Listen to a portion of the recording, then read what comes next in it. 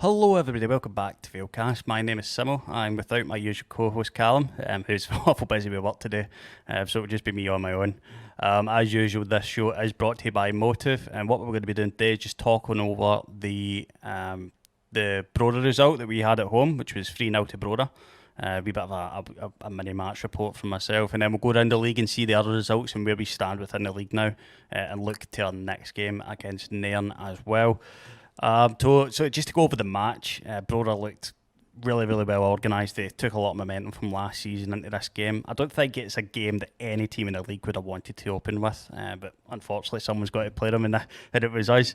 They looked supremely well organised, but so did we. I think we did a really, really good job keeping it tight until about 80 minutes. That first goal that they scored was an absolute worldie. It's going around on Twitter. If you go to Brora's Twitter, you'll be able to see it. I think we might have a link to it as well in our Twitter. But yeah, you should go check it out because that's an absolute worldie if you weren't at the match. I think we were better than the 3-0 scoreline reflected. I think the reason we fell off past 80 minutes is we had some really, really tired legs. In the second half, Brora just seemed to hoover up possession. They were really, really good in possession of passing and just conflicting us to having no really way out into their half. They did a really, really good job of that. They're obviously going to be trying to compete for the title this season. It's not surprising that they started as well as they did.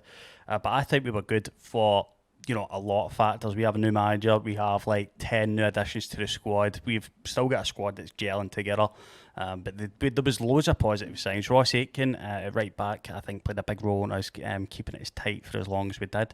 He had a superb game. His passing, his movement, his marshalling of the defence, I think was really, really well done. There's a couple of times he overlapped Sam Robertson as well on the right hand side to get himself a wee bit further forward. So yeah, he did try and his best to get his up the pitches. And there was a couple of chances we had, and another day maybe they drop and it's a different game. So I don't think it's nearly as bad as the scoreline reflected, considering what people were making out.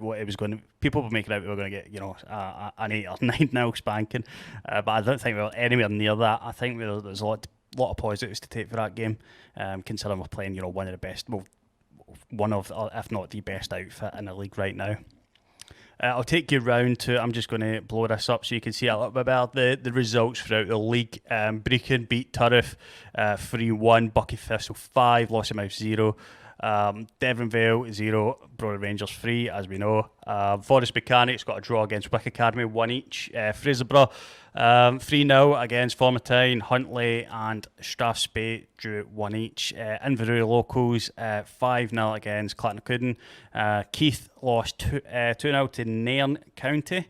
And Roths beat Fort William 3-0. I've probably butchered a couple I'm still getting used to the league. being from Glasgow area, I'm still getting used to these Highland League teams. Let's go to the league standings. Okay, so if you look very much at the top of the table, Bucky Thistle and Inverurie Locals for their big wins, and their goal difference takes them top. Close behind them, Brora Rangers and Fraserburgh, followed by Ross, Brecon, Nairn County, Forest Mechanics, Huntley, Wick Academy, Strathspey, Turriffs United, Keith, and then us, Deveronvale at 14, Fort William, Formatine, and Clattenacudden and Lossiemouth at the bottom, given their big defeats against Inverurie and Bucky. In terms of where we're going next is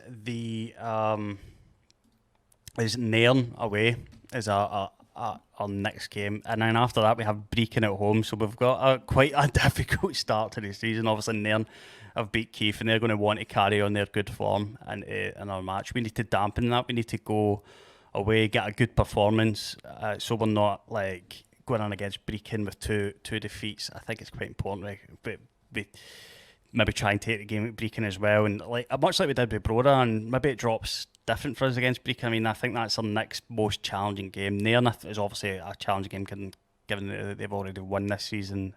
They're going to want to carry on that good run of form. Like I said, it was just all about, I think we need to go in there and put in a good performance, hopefully get a good result, because that Brecon game is the next one at Princess Royal Park. Make sure you get to it. This is a Football League outfit that's coming to us. They're down in the Highland League. They want to make sure they go straight back up into the Football League, and we need to make that not too easy for them. But other than that, that is all that's going on in the club. keep an eye on the Twitter, the website and stuff like that for other news. We're still looking at maybe bring a couple of new faces in. We had another centre-back signed as well.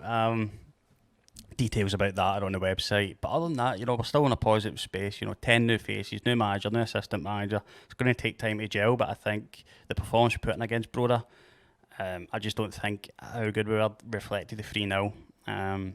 And considering the first goal was a wonder goal, who knows what it would have been if we kept it tight for a wee bit longer. That's where we've got to look at things. We've got to stay with a positive outlook, and I think everybody around the club is in that sort of mind frame. So we look to Nairn. We go to Nairn, we hopefully get a strong result back to Brecon at Prince Royal Park, and hopefully give them a good game, which is all we can really hope for, essentially. But that's going to do us for this week's Valecast. Just a short one, just a quick update. Okay, we will be back next week with Cal, where we talk a wee bit more in depth when we've got the two of us back on. But we hope to see you then. So thanks very much for watching. Cheerio.